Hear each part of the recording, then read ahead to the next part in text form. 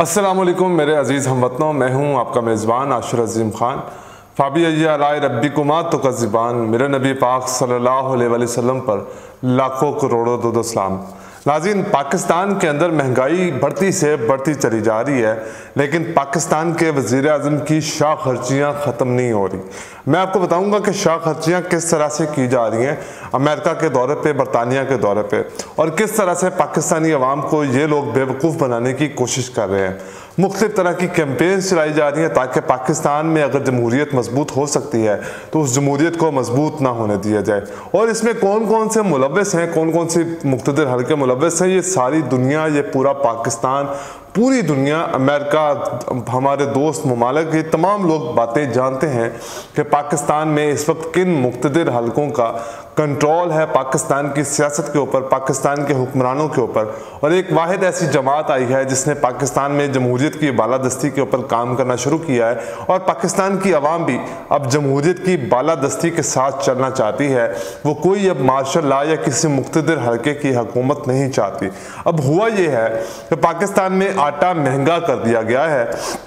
नान जो एसोसिएशन है उन्होंने रोटी की कीमत बढ़ाने का फैसला कर लिया है। उन्होंने कहा जी कि पाकिस्तान में जो लाहौर के अंदर 20 रुपए की रोटी मिलेगी और 30 रुपए का नान मिलेगा, जबकि हमारे मुल्क के वजीर आज़म, उनके दौरे ही ख़त्म नहीं हो रहे, और प्राइवेट दौरे सिर्फ इस बिना पर एक तैनाती के ऊपर पूरे मुल्क को बेड़ा गर्क किया जा रहा है और पूरे मुल्क की आवाम के साथ खेल खेला जा रहा है। 20 किलो आटे का थैले की कीमत अब 1295 रुपए होगी, जो खान साहब के दौरे हुकूमत के अंदर 820 रुपए का मिलता था। 10 रुपए के थैले की कीमत अब जो होगी वो 648 रुपए मुकर्रर कर दी गई है, जो कि खान साहब के दौरे हुकूमत में 500 रुपए का मिलता था। यानी कि पाकिस्तान में महंगाई बढ़ाते चले जा रहे हैं। अब एक बहुत बड़ा एक और खबर सामने आई है कि सुप्रीम कोर्ट ने इसहाक डार की दरख्वास्त वापस लेने पर उनको फिर से मफरूर इश्तिहारी मुजरम करार दे दिया है। उन्होंने दरख्वास्त दी थी कि अपने असासाजात के ऊपर वो अदालत में पेश होना चाहते हैं, लेकिन पहले जब ये केस चल रहा था पाकिस्तान तहरीक इंसाफ के दौरे हुकूमत के अंदर, तो जो इसहाक डार साहब ने अपने तमाम केसेस के ऊपर गैर मौजूदगी का इजहार किया था, अपनी मौजूदगी जाहिर नहीं की अदालतों के अंदर, क्योंकि वो मफरूर हो गए थे इश्तिहारी मुजरम। फिर अदालत को मजबूरन उनको करार देना पड़ा था, क्योंकि वो पाकिस्तान में अपनी अदालतों के अंदर अपने केसेस का सामना नहीं कर पा रहे थे। अब वज़ारत ख़जाना की जानब से पेट्रोल की कीमतों में फिर से इजाफा कर दिया गया है। पेट्रोल की कीमत में 1 रुपये 45 पैसे इजाफा होने के बाद नई कीमत जो है वो 238 रुपये 43 पैसे हो चुकी है पाकिस्तान में फ़ी लीटर पेट्रोल की कीमत। जबकि मुख्तलिफ पेट्रोल पंप मालिकान जो है वो जिनको जिस तरह की सप्लाई मिलती है वो उसको 240 और 242 रुपए के ऊपर बेचेंगे, और पाकिस्तान की आवाम की हड्डियों का मजीद खून निचोड़ा जाएगा। पाकिस्तान की सियासी तारीख में कल एक बहुत बड़ा दिन होने वाला है। वो दिन किस तरह होगा, क्योंकि कल 22 सितंबर है और इमरान खान साहब के ऊपर फर्द जुर्म आयद होने की तारीख तय कर दी गई है। सर्कुलर के मुताबिक लार्जर बेंच 22 सितंबर को इमरान खान के केस की समाअत करेगा और उनके ऊपर फर्द जुर्म आयद की जाएगी। अगर ऐसा हो जाता है तो आवाम को अपना रद्द अमल दिखाना पड़ेगा। अगर इमरान खान साहब को नाअहल किया जाता है, पाकिस्तान की सियासत से बाहर रखने की कोशिश कामयाब होती है, तो फिर पाकिस्तानी अवाम को अपना रद्द अमल दिखाना पड़ेगा।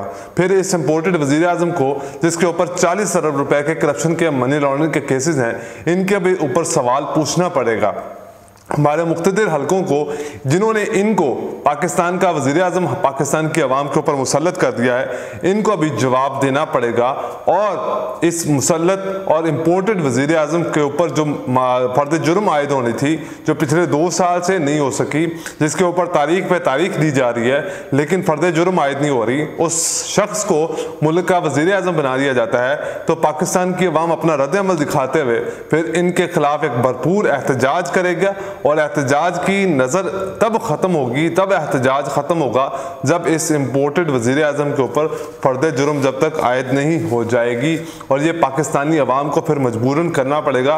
ये पाकिस्तान के तमाम मुख्तलिफ हल्कों, तमाम इदारों को ये बात अब समझ में आ जानी चाहिए कि पाकिस्तान में इस वक्त पाकिस्तान के लोग जमहूरियत पसंदी की तरफ जाना चाहते हैं, ना कि मुक़्तदिर हल्के जो है वह पाकिस्तान में अब हुकूमत मज़ीद कर सकेंगे, ना ही मार्शल लॉ किस्म की ऐसी कोई भी बेवकूफ़ी की जा सकती है। फवाद चौधरी साहब ने प्रेस कॉन्फ्रेंस की है। उन्होंने सिर्फ खान साहब ने अभी तक तो कोई ऐलान भी नहीं किया कि वो लॉन्ग मार्च की तरफ जा रहे हैं, सिर्फ उन्होंने अभी इशारा दिया है। और वफाकी हुकूमत जिनकी हुकूमत तकरीबन 24 किलोमीटर पर महदूद है, उन्होंने पाकिस्तान के वफाकी शहर को एक बंद जेल बनाने शुरू कर दिया है और वहाँ पर तमाम रुकावटें शुरू की जा रही हैं ताकि अगर लॉन्ग मार्च पंजाब से KPK से वफाक के अंदर दाखिल होता है और यहाँ पर हुकूमत गिराने की कोशिश की जाती है तो उनको वहाँ से निपटा जाए।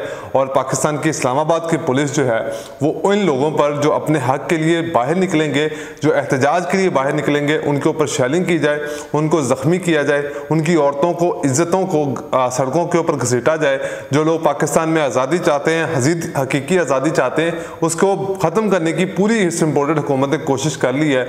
और हमारे जो वज़ीर आज़म साहब हैं उनकी शाह खर्चियाँ नहीं ख़त्म हो रही। वो शाह खर्चियाँ क्या हैं वो भी मैं आपको बताता हूँ। लेकिन इस वक्त पाकिस्तान में जो इंटर बैंक के अंदर डॉलर की जो इस वक्त कीमत है वो 240 रुपए में डॉलर फरोख्त हो रहा है और ओपन मार्केट के अंदर डॉलर की कीमत जो है वो 250 रुपए तक पहुंच चुकी है।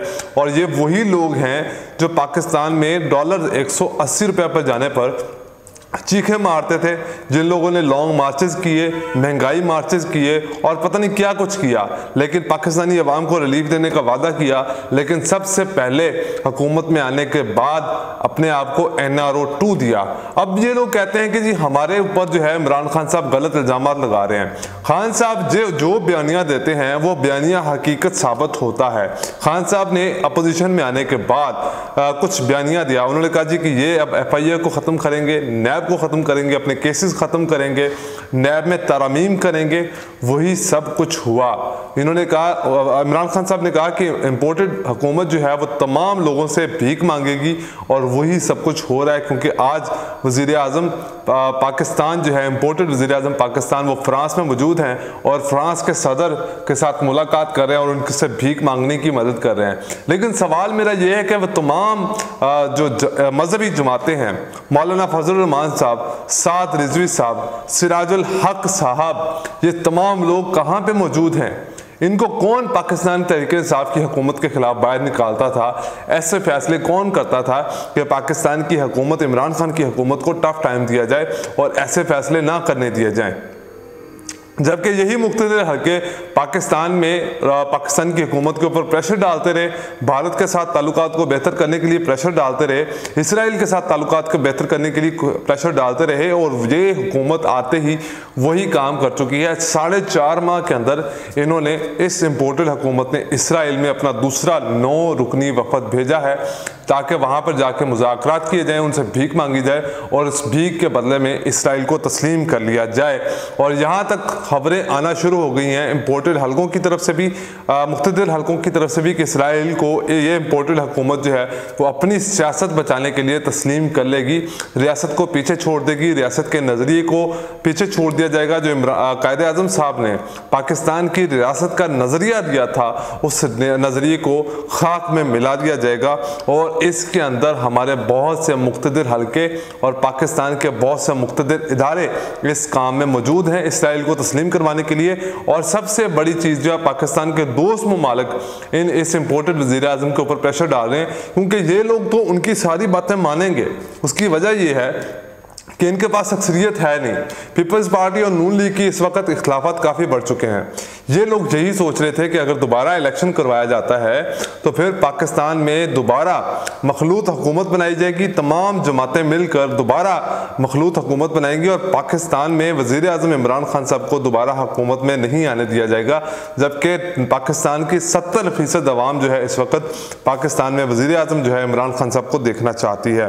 फ्रांस के साथ जफियाँ डाली जा रही हैं, फ्रांस के सदर के साथ। ये वही फ्रांस है, ये वही अपोजिशन लीडर है, ये वही जो हुकूमत में लोग हैं जो इस वक्त, इन लोगों ने जब फ्रांस के सफ़ीर को निकालने की बात हुई थी, जब मेरे नबी पाक सल्लल्लाहु अलैहि वसल्लम की शान में फ्रांस की तरफ से गुस्ताखी की गई थी, इन लोगों ने पाकिस्तान की जो हुकूमत के ऊपर प्रेशर डाला था कि पाकिस्तानी सफ़ीर को बाहर निकाला जाए। मौलाना फजल रहमान उसमें मौजूद थे, तमाम मजहबी जमातों के सरबराह उसमें मौजूद थे। लेकिन आज तमाम मजहबी जमातों जमातों के सरबराह भी खामोश हैं।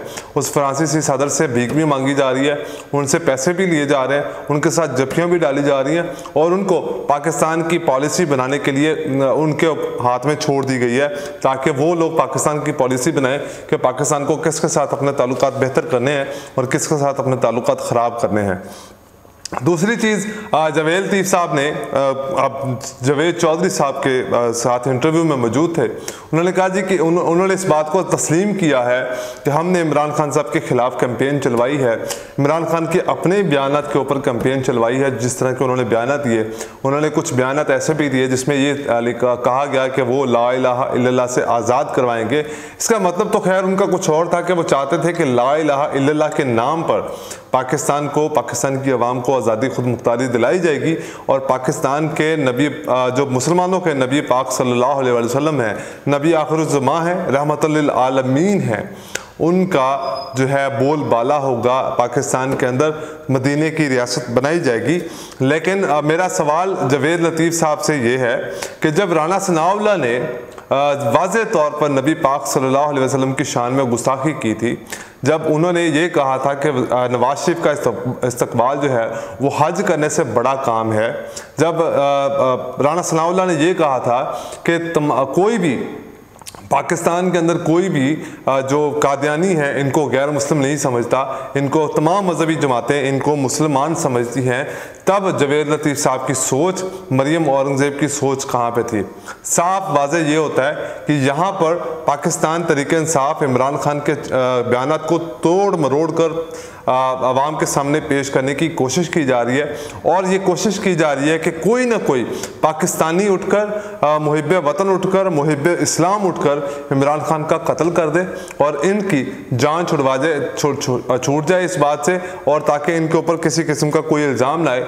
लेकिन ऐसा नहीं होगा। लेकिन अब पाकिस्तान में एक नया बयानिया खड़ा हो गया, नया इशू खड़ा हो गया। पाकिस्तान की सूरत हाल को देखते हुए अब कोशिश यही की जा रही है सदर मुमलिकत की तरफ से, आरिफ अलवी साहब की तरफ से, कि पाकिस्तान के अगर आर्मी चीफ का फैसला सुप्रीम कोर्ट करे तो शायद ये तमाम सियासी मंजरनामा ख़त्म हो सकता है। ये तमाम सियासी हलचल, सियासी गैर यकीनी पाकिस्तान की मईशत के लिए बुरा साबित हो रही है, जिसकी वजह से पाकिस्तान की मईशत, पाकिस्तान की आवाम पिस रही है महंगाई में। पूरी दुनिया के अंदर पेट्रोल की प्राइसेस क्रैश कर चुकी हैं, लेकिन पाकिस्तान में अभी भी पेट्रोल की कीमतों में इजाफा किया जा रहा है। अब वज़ीर आज़म साहब की शाखर्सियाँ मैं आपको बताऊं तो क्योंकि वज़ीर आज़म साहब, वज़ीर ख़ारजा साहब, तारक फ़ातिमी साहब, मरियम औरंगज़ेब साहबा, राना सनाउल्लाह साहबा वहाँ पे मौजूद हैं। वहाँ पर इनके लिए एक न्यूयॉर्क के अंदर वहाँ पे एक कमरा जो है वज़ीर आज़म शहबाज शरीफ के लिए जो हायर किया गया था एक रात के लिए, उसका रेंट जो है वो $10,000 बनता है। यानी कि पाकिस्तानी वो रुपीज़ जो है वो 30 लाख रुपए बनते हैं। ये वज़ीर आज़म पूरी दुनिया के अंदर पाकिस्तान की आवाम के लिए भीख मांग रहा है, लेकिन ख़ुद $10,000 के कमरे में ठहर रहा है, जिसकी वजह से पूरे पाकिस्तान का बयानिया जो है वो झुटलाया जा रहा है कि इनको पाकिस्तानी आवाम की कोई फ़िक्र नहीं है, इनको अपनी अयाशियों की फ़िक्र है, अपने प्रोटोकॉल की फ़िक्र है। जिस तरह का प्रोटोकॉल ये पाकिस्तान का वज़ीर आज़म बन के इंजॉय कर रहा है, इन लोगों को पाकिस्तानी अवाम एक दिन ज़रूर जवाब देगी और इस जवाब के नतीजे में फिर ये लोग अपने घरों में छुपने के भी काबिल नहीं रहेंगे, क्योंकि पाकिस्तानी अवाम फिर इनको घरों में छुपने नहीं देगी। आज के लिए इतना ही, मुझे दीजिए इजाज़त। अल्लाह हाफ़िज़।